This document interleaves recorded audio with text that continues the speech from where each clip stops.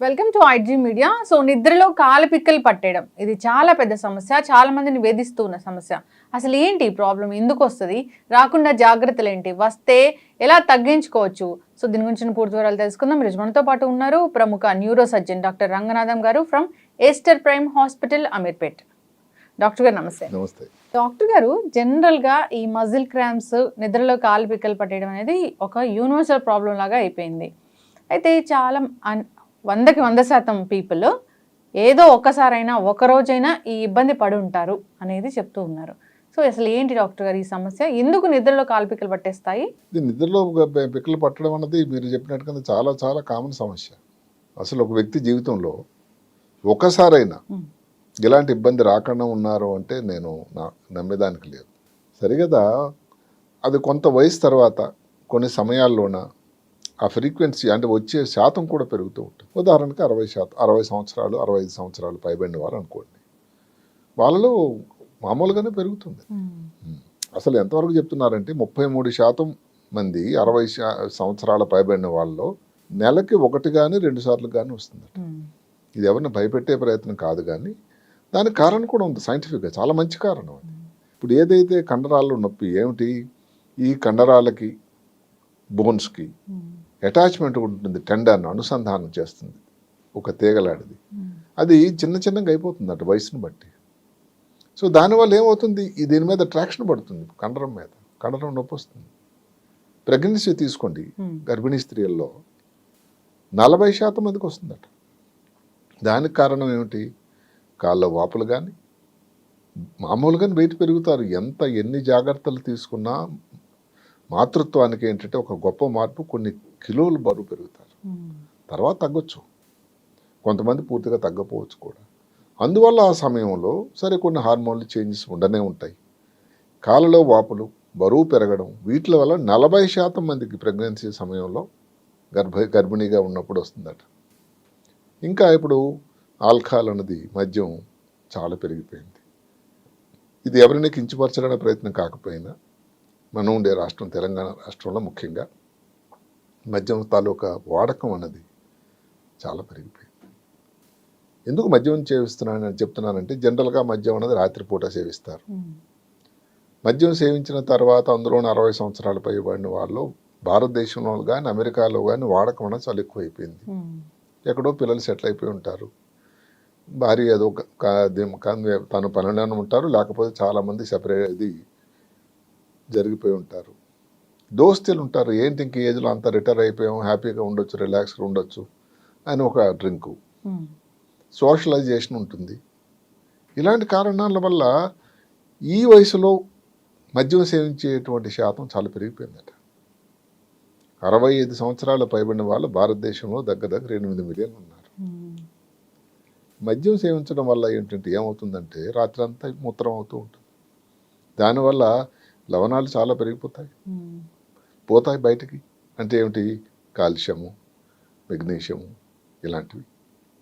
మూడోది ఏమిటంటే డీహైడ్రేషన్ అండి. ఒక ముఖ్యమైన కారణం, మన కారణాల్లో మాట్లాడుకుందాం. డీహైడ్రేషన్ అంటే శరీరంలో ఉండేటువంటి నీరు తాలూకా శాతం తగ్గిపోతుంది. అక్కడితో ఆగటం లేదు, కాళ్ళలో ఉండే కండరాల్లో కొంత డ్యామేజ్ అయిపోతాయట ఈ ప్రాబ్లం వల్ల. ఆఖరణ ఏమిటి, లాక్టిక్ యాసిడ్ అని ఒకటి చేరుతూ ఉంటుంది కండరాల్లో. అది చాలా ప్రమాదకరమైంది. అది కూడా కాళ్ళ పిక్కలలో ఉండే కండరాల్లోనే వస్తుంది. అందువల్ల ఆల్కహాల్ తీసుకోవడం వల్ల ఈ ప్రాబ్లం కూడా చాలా చాలా ఎక్కువ ఉంటుంది. ఇప్పుడు పెద్ద వయసునే కాకుండా ఇది నిజానికి ఏ వయసులోనే రావచ్చండి. అది ఆంగ్లంలో ఒకటి ఉంది, ప్రతి సంవత్సరం కానీ, ప్రతి నెలకు ఒకసారి కానీ, ప్రతి వారానికి ఒకసారి కానీ, ప్రతిరోజు కానీ రావచ్చట. దీనికి ఇది అని లేదు. వేళ గురించి, సమయం గురించి అడుక్కునేటట్టయితే రాత్రి సమయంలోనే ఎక్కువగా ఉంటుంది. ఇంకొకటి ఏమిటి, ఎక్సర్సైజ్ సమయం. ఇప్పుడు మీరు క్రికెట్ ఆడుతూ ఉంటారు, డే నైట్ మ్యాచ్, వేసవికాలం విపరీతం చెమట, దాహం, డిహైడ్రేట్ అయిపోతారు. బ్యాట్స్మెన్ రన్ చేస్తూ రెండో రన్ చేసి మూడో రన్ తీసుకోలేడు, క్రాంప్స్ వచ్చేస్తాయి. కొంతమంది రిటైర్డ్ హర్ట్ అయిన సన్నివేశాలు కూడా ఉన్నాయి. దానికి సరే ఫిజియో రావడం, మళ్ళీ లోపలికి తీసుకెళ్ళిపోవడం, కొంతసేపు తర్వాత రాగలుగుతారు లేదా లేదు.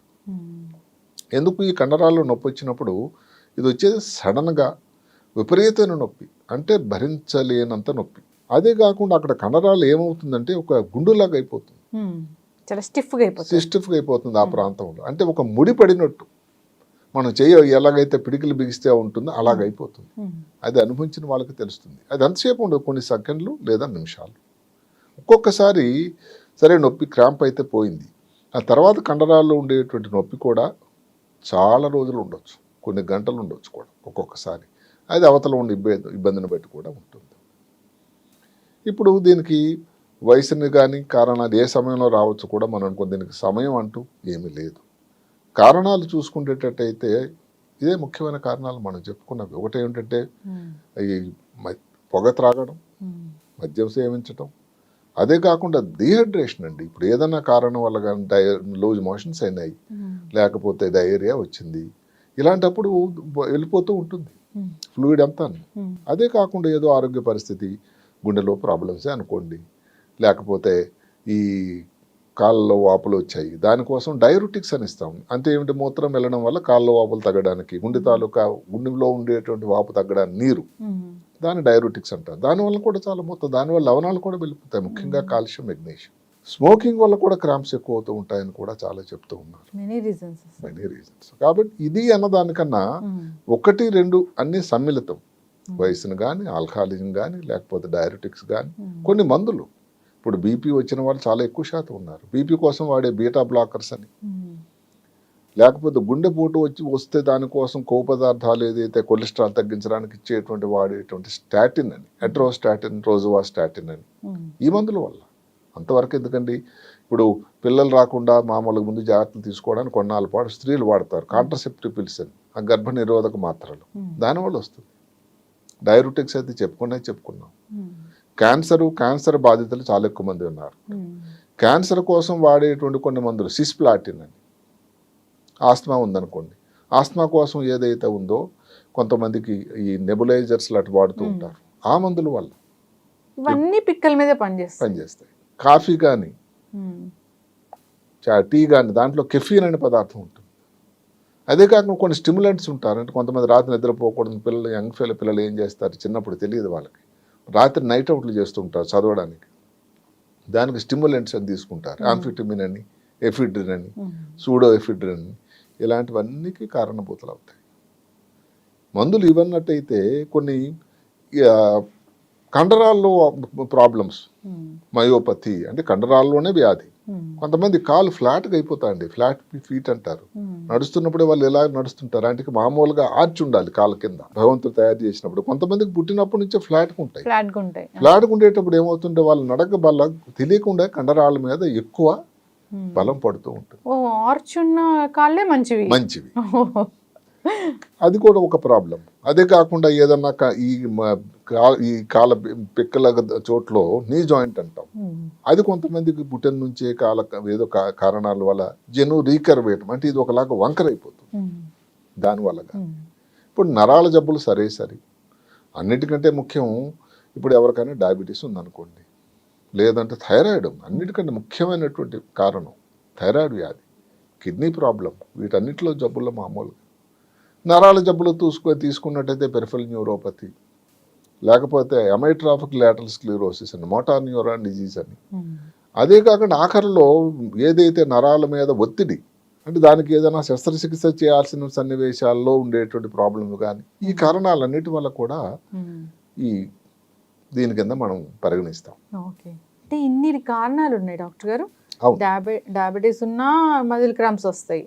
సో ఇన్ని ఏదైనా టాబ్లెట్స్ వాడుతున్నా సైడ్ ఎఫెక్ట్స్ లాగా మజిల్ క్రాంప్స్ వస్తాయి. అసలు ఇప్పుడు ఇంకా శాస్త్రం ఏం చెప్తుందంటే, కొంచెం ముందుకు వెళ్ళి చెప్తే కొన్ని జబ్బులు రాకముందు క్రాంప్స్ మాదిరి బయటకు ఇండికేషన్ ఉంటుందట, సూచన రావచ్చు సుమా అని. డయాబెటీస్ కానీ, పార్కిన్సన్ వ్యాధి కానీ, ఇందాక చెప్పినటువంటి యాంటీరియర్ లాటరల్ స్క్లెరోసిస్ అని కానీ, తర్వాత లివర్ కానీ ఫెయిల్యూర్, ఏదైనా ప్రాబ్లం సరిగా పనిచేయకపోయినా కానీ, ఇవి ఏవైనా కానీ ముందు సూచనగా రావచ్చు అది. అందువల్ల ఈ క్రాంప్స్ అన్నది వచ్చినప్పుడు సింపుల్గా వచ్చి తగ్గిపోతుందని కాకుండా, పరిస్థితి రిపీటెడ్గా కానీ వచ్చిన, అంటే డాక్టర్ దగ్గర మరి ఎప్పుడు వెళ్ళాలి, ఒకసారి క్రాంప్ వస్తే అని భయపెట్టడానికి లేదు, ఎక్కువ సార్లు వస్తున్నా కానీ చాలా ఎక్కువ నొప్పి ఉన్నా, అదే కాకుండా క్రాంప్స్తో సహా స్పర్శ తగ్గిపోయినా, అదొక ఇష్యూ ఉంటుంది. అది ఒక ఇష్యూ. తర్వాత ఏదైనా కారణాంతరం వాళ్ళు ఎక్కువ డిహైడ్రేషన్ అయిపోవడం వల్ల కానీ, డెఫినెట్గా దాని వలన తీసుకోవాల్సినటువంటి ఓరల్ డిహైడ్రేషన్ థెరపీ తీసుకున్నా కానీ ఆరోగ్య పరిస్థితి కుదిరిపడకపోయినా డాక్టర్ని సందర్శించాల్సిన అవసరం అయితే ఉంది. రెగ్యులర్గా క్రాంప్స్ వస్తున్నాయి, ఏదో ఒకటి హోమ్ రెమెడీ చేసుకున్నా తగ్గుతున్నాయి అంటే హోమ్ రెమెడీ తగ్గిపోతే సరే పర్వాలేదు, కానీ రిపీటెడ్గా వచ్చాయనుకోండి, ఒకసారి 2 సార్లు అయితే సరే. ఇందాక మనం చెప్పుకున్నాం 60 తర్వాత వచ్చిన వాళ్ళలో నెలకోసారి రావడం అనేది సహజం. ఇప్పుడు యంగ్స్టర్లో వచ్చింది అనుకోండి, అదే కాకుండా మామూలుగా కాళ్ళలో పిక్కల్లో వస్తాయి క్రాంప్స్, ఇప్పుడు చేతుల్లో వచ్చిన, పొట్టలో వచ్చిన ఇలాంటి ఇబ్బందులు ఉన్నప్పుడు కూడా ఒకసారి మనం ఆలోచించాల్సిన, అంటే మామూలు క్రాంప్స్ ఏనా, మిగతా చోట్ల రావు. మామూలుగా కాళ్ళు లెగ్ క్రాంప్స్ అన్నది జనరల్గా దాని పేరు లెగ్ క్రాంప్స్ అండి. అంటే కాళ్ళలో పిక్కల్లో వచ్చేది కాఫ్ అంటారు ఇంగ్లీష్లో, అక్కడ వచ్చేవి. అది కాకుండా క్రాంప్స్ పొట్టలో వచ్చాయి అనుకోండి, అదే కాకుండా స్త్రీకి గర్భిణీ దీంట్లో పీరియడ్స్ అప్పుడు వచ్చేది సరే, అది కాకుండా మిగతా టైంలో వస్తాయి. అలాంటప్పుడు దానికి ఇంకేదైనా కారణాలు ఎలక్ట్రోలైట్స్ తగ్గిపోవడం కానీ ఇంకేదో మనం చెప్పుకున్న కారణాలు ఏమన్నా ఉండాల్సినటువంటి అనే ఒక ఆలోచనతో, ఒక అనుమానంతో పరీక్షలు చేయాల్సిన అవసరం అయితే ఉన్నది. పరీక్షలు అంటే ఎట్లాంటివి డాక్టర్ గారు? పరీక్షలు అంటే పెద్ద పరీక్షల ముందు లేవు, మామూలుగా రక్త పరీక్ష. ఉదాహరణకి డయాబెటీస్ ఉందా లేదా, దానికోసం ఒక ఫాస్టింగ్ బ్లడ్ షుగర్, అది కొంచెం అటు ఇట్లో ఉన్నట్టయితే 3 నెలల యావరేజ్ HbA1c అని కానీ, లేకపోతే ఎలక్ట్రోలైట్స్. మామూలుగా నాకు ఎవరైనా ఈ ప్రాబ్లమ్స్తో వస్తే అవుట్ పేషెంట్లో నేను చేసేది ఏమిటి, ఎలక్ట్రోలైట్స్, పొటాషియం తక్కువ ఉన్నాగా, కాల్షియం, మెగ్నీషియం, ఇవి మామూలుగా చేసే పరీక్ష. ఎలక్ట్రోలైట్స్ పరీక్ష అనేది సపరేట్గా ఉంటుంది. సీరం ఎలక్ట్రోలైట్స్లో సోడియము, పొటాషియము, క్లోరైడ్ అని ఉంటాయి. అది కాకుండా కాల్షియం, మెగ్నీషియం కూడా ఒక రకమైన ఎలక్ట్రోలైటే, అవి కూడా చేయాల్సి ఉంటుంది. సరికదా. ఇప్పుడు థైరాయిడ్ అని డౌట్ ఉందనుకోండి, లేకపోయినా మనం చూడగానే వారికి ఏదో స్కిన్ డ్రైగా ఉంది, వారికి కోల్డ్ ఇంటాలరెన్స్ అంటారు. అంటే ఇప్పుడు అందరికి మామూలు కంటే మామూలుగా ఎక్కువ చలేస్తుంది వాళ్ళు, అది ఉన్నా కానీ, పీరియడ్స్ ఏదైనా రెగ్యులర్ అయిపోయినా, ఈ మధ్య కాలంలో బరువు ఎక్కువ పెరిగినా, ఒక థైరాయిడ్ ప్రాబ్లం ఉందన్న డౌట్ ఉంటుంది. కాబట్టి థైరాయిడ్ కోసం వాడే థైరాయిడ్ ప్రొఫైల్ ఉంటుంది, T3, T4, TSH అని, ఆ పరీక్ష కానీ. అదే కాకుండా ఈ కాళ్ళలో రక్తనాళాలు, ఇందాక మనం చెప్పి డయాబెటీస్ ఉందనుకోండి, కాళ్ళలో రక్తనాళాలు రక్త ప్రసరణ తగ్గిపోవడం వల్ల కానీ క్రాంప్స్ రావచ్చు. దానికోసం డాప్లర్ స్టడీ అని ఉంటుంది. డాప్లర్ అంటే ఒక పెద్ద ఇన్వేజివ్ కాదు, నొప్పి లేకుండా ఉండేటువంటి గొప్ప పరీక్ష. అంటే అల్ట్రాసౌండ్ సాధనం ద్వారా చేసేది. రక్తనాళాలు, అందులోనేమిటి, రక్తనాళాలు 2 రకాలు ఉంటాయి, చెడు రక్తం తీసుకెళ్లేవి, మంచి రక్తం తీసుకెళ్లేది. ఈ మంచి రక్తం తీసుకెళ్లే రక్తనాళాల మీద దాని ప్రభావం ఉంటుంది, కాబట్టి దానికోసం చేసేటువంటి డాప్లర్. అలాగే ఇప్పుడు నరాలు పెరిఫరల్ న్యూరోపతి అని సస్పెక్ట్ చేస్తున్నాం, చాలా సంవత్సరాల నుంచి డయాబెటీస్ ఉంది, ఇంకేదో లెడ్ ఇలాంటి దగ్గర ఉన్నారు, వాళ్ళకి ఏదైనా టాక్సిటీ ఏదైనా వచ్చింది, అలాంటప్పుడు పెరిఫరల్ న్యూరోపతి అని అంటాం. దానికోసం నెరో కండక్షన్ వెలాసిటీ అంటాం. ఇవి ఒక టెస్ట్, అన్ని ఇవి సింపుల్ టెస్ట్లు. ఇవన్నీ నెగిటివ్ వచ్చాయనుకోండి, ఇంకా నాకు ప్రాబ్లం ఉందంటే, ఇందాక చెప్పినట్టు ఏదైతే స్పర్శలో తేడా వచ్చినా, నడకలు ఎక్కువ తేడా వచ్చినా, క్రాంప్స్ రిపీటెడ్గా వచ్చినా, MRI లాంటి పరీక్ష నడుము కూడా చేయాల్సిన అవసరం కూడా ఉన్నది. అది ఆఖరిని, అది బ్రహ్మాస్త్రం అనుకోండి, అది ఖర్చుతో కూడుకున్నది కాబట్టి రాగానే ఫస్ట్ MRI అందరికి చేయం. అయితే ఏం తెలుసు డాక్టర్ గారు, జనరల్ గా MRI చేసినప్పుడు ఒకవేళ దానికి సంబంధించి నరాల మీద ఒత్తిడి ఉందనుకోండి, లేదంటే స్పైనల్ కార్డులో ట్యూమర్ లాంటిది ఉందనుకోండి, దానివల్ల కూడా అది ఒక ఇందాక చెప్పుకున్నట్టుగా ఏంటంటే నరాల్లో ఉండే ప్రాబ్లం ముందుగా రావడానికి క్రాంప్స్ ద్వారా ఒక సూచన అని చెప్పొచ్చు. ఓకే. సో దీనికి ట్రీట్మెంట్ అంటే ఎట్లా ఉంటుంది? ట్రీట్మెంట్ అనేది ఒకటి ఏంటంటే, మామూలుగా మెయిన్గా ఎక్కడంటే రాత్రి మీద వచ్చింది అనుకోండి, దానికి కాళ్ళు స్ట్రెచ్చింగ్ చేసి సరిపోతుంది, కాళ్ళు ముందుకు చాపితే. అసలు సింపుల్ ఎక్సర్సైజ్ బెడ్రూమ్లోనే చేయగలిగింది ఏంటంటే, నొప్పి ఉన్నా కానీ కొంచెం ఓర్చుకొని నిలబడి, ఏది గోడ వైపు ముఖం ఉంచి 2 చేతులు గోడ మీద పెట్టి, ఒక కాలుని మడిచి కాళ్ళ హీల్ మీద, మడమ మీద నిలబడాలట 3 సెకండ్లు. అలా ఉన్న తర్వాత మళ్ళీ కొంచెం రిపీటెడ్గా చేయాలి, చాలా వరకు తగ్గిపోతుంది. లేదు దానికి వచ్చిందాన్ని మసాజ్ చేసుకోవచ్చు లైట్గా మీరు కానీ, ఇంకెవరైనా వచ్చిన వాళ్ళు ఎవరైనా సహాయం ఉన్నా కానీ. కోల్డ్ ఏదైనా స్నానం చేయగలిగితే అప్పటికప్పుడు కోల్డ్ బాత్ చాలా ఉపయోగం. కోల్డ్ బాత్ దానివల్ల అప్పటికప్పుడు అసలు ఎలాగైతే వచ్చిందో అలాగ ఐసులా తగ్గిపోవచ్చు. 4 ఏమిటంటే వేడి నీళ్ళతో కాపడం కానీ, ఏదైనా గుడ్డ కానీ, హాట్ ప్యాక్ కానీ పెట్టినా కూడా తగ్గిపోతూ ఉంటుంది. ఇంకొకటి పొటాషియం తక్కువ వల్ల కూడా మనం అనుకున్నాం, పొటాషియం రిచ్గా ఉండేటువంటి పదార్థాలు ఉన్నాయి, అరటిపండు, లేకపోతే పొటాటో, ఆలుగడ్డలు, తర్వాత ఆరెంజ్ ఇలాంటివి తీసుకోవడం వల్ల కూడా చాలా ఉపయోగకరంగా ఉంటుంది. ఇప్పుడు ఎక్సర్సైజ్ చేస్తున్నారు అనుకోండి, సమృద్ధిగానటువంటి ఇది తీసుకోవాలి. ఏది వాటర్ కంటిన్యూస్ గా వాటర్. డిహైడ్రేషన్ వచ్చిందంటే చాలా చాలా ప్రమాదం. అదే కాకుండా ముందు జాగ్రత్తలు అంటే ఏమిటి, భోజనం చేశారు, భోజనం చేసినప్పుడు నడవకూడదండి. నడిస్తే మళ్ళీ క్రాంప్ రావచ్చు. భోజనం చేసిన వెంటనే నడవకూడదు క్రాంప్స్ ఉన్నవాళ్ళకి. అదే కాకుండా ఇప్పుడు రాత్రి ఎక్సర్సైజ్ చేశారనుకోండి, ఎక్సర్సైజ్ చేసే ముందు కొంతసేపు స్ట్రెచ్చింగ్ అని ఉంటాయి, వార్మప్ అని చేస్తూ ఉంటారు చూడండి చాలా మంది. అప్పుడు కండరాలని సెట్ అవుతాయి. మీరు సడన్ గా ప్లే గ్రౌండ్కి వెళ్ళి కానీ రన్నింగో లేకపోతే ఏదో ఎక్సర్సైజ్ మొదలెడితే ఈ ప్రాబ్లం రావడానికి ఆస్కారం ఉంది. ఎందుకంటే ఎక్సర్సైజ్ ముందు కానీ, ఎక్సర్సైజ్ అయిన తర్వాత కానీ, రెస్ట్లో ఉన్నప్పుడు కానీ, లేకపోతే రాత్రి కానీ ఎప్పుడన్నా రావచ్చు క్రాంప్స్. అయితే డాక్టర్ గారు, ఇది మేనేజ్ చేసుకుంటూ వెళ్ళాలా, లేదంటే పూర్తి స్థాయిలో తగ్గించుకోవచ్చా? పూర్తిగా స్థాయి తగ్గాలంటే 100% మనం చెప్పడం కష్టం. ఉదాహరణకి ఏ మాత్రం అలవాటు లేకపోయినా కానీ 65 సంవత్సరాల తర్వాత ఇది సహజమైనది కొంతవరకు. ఎందుకంటే దానికి కారణం చెప్పుకున్నాం, ఏదైతే ఈ కండరాలకి బోన్కి అనుసంధానం ఉంటుందో టెండాన్స్ అన్నవి చిన్నగా అయిపోతాయి, కురచైపోతాయి, దానివల్ల పుల్ అయిపోతుంది. అది సహజం. అది దానికి తోడు మనం చేయగలిగిన స్మోకింగ్ అనుకోండి, స్మోకింగ్ విడిచిపెట్టాలి.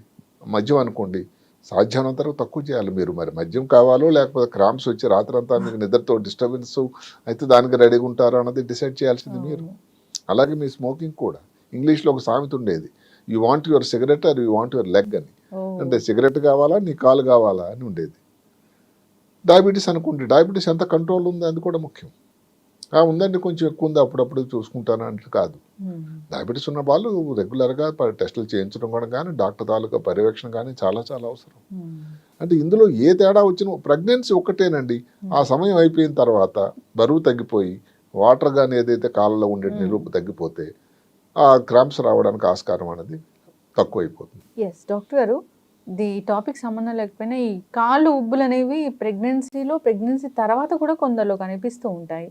అది న్యూరలాజికల్ ఇష్యూనా అండి? న్యూరలాజికల్ ఇష్యూ డైరెక్ట్ కాకపోవచ్చు, దానివల్ల ఏంటంటే క్రాంప్స్కి అవి దోహదకాయ కావచ్చు. అదే కాకుండా ఇప్పుడు మాటకి గంటలు కూడా ఈ మధ్యకాలంలో ఒకటి వచ్చింది, దగ్గర 50% భారతీయులు అసలు వ్యాయామం లేదట, పూర్తిగా అలా కూర్చోవడం, టీవీ చూడడం, మొబైల్ చూడడం అయిపోయింది. దానివల్ల కాళ్ళలో వాపులు వచ్చి నడుస్తూ ఉండాలి. నడుస్తున్నప్పుడు కాళ్ళు స్ట్రెచ్చింగ్ చేయడం, లేకపోతే కొంచెం కాళ్ళు ఇసిరేటట్టు చేయడం, అంటే కండరాలు రిలాక్స్ అవ్వాలండి. అలా కంటిన్యూస్ కూర్చున్నా కూడా ఇబ్బందే. అందువల్ల ఏమిటంటే ఇవన్నీ మనం దైనందిన జీవితంలో ఉదయం నుంచి సాయంకాలం వరకు మనం ఎంత యాక్టివ్గా ఉండగలుగుతున్నాం, మన వెయిట్ ఎలా ఉంది, డయాబెటీస్ కంట్రోల్ ఉందా లేదా, మద్యం సేవిస్తున్నామా లేదా, స్మోకింగ్ దూరంగా ఉండాలి.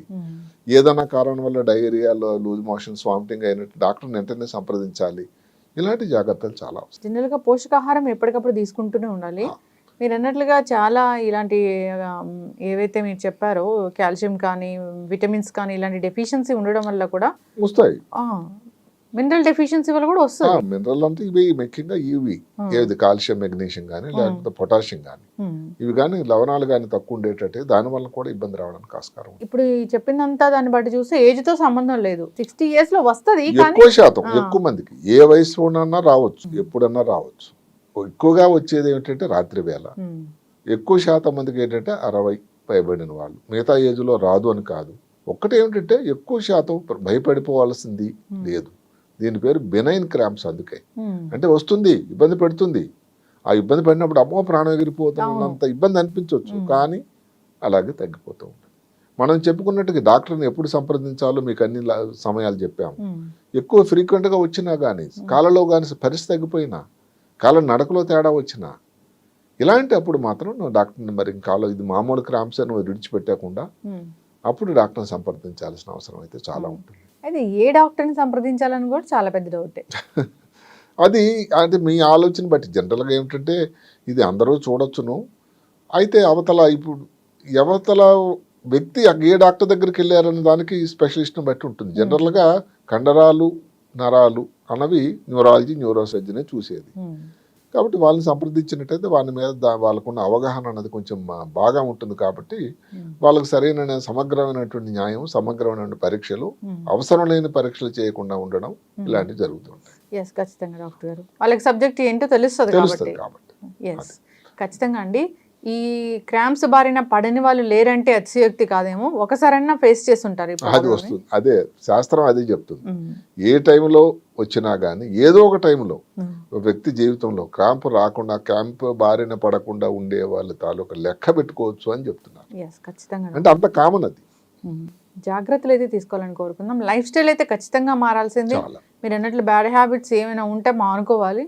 అది ఇప్పుడు చెప్పాం కదండి. ఆ మద్యం సేవించడంలో వాళ్ళు చేయటం వల్ల ఏమిటి తీసుకోవడం అని నాకేం నష్టం లేదంటే అంత సింపుల్ అయిపోవటంలా. ఉమ్, మన కండరాలకు కాళ్ళలో ఉండేటువంటివి ఈ పిక్కలు ఏదైతే మనం అనుకుంటున్నామో అవి కొంత డ్యామేజ్ అయిపోతాయి. ఉమ్, అందులో లాక్టిక్ యాసిడ్ తయారైపోతుంది.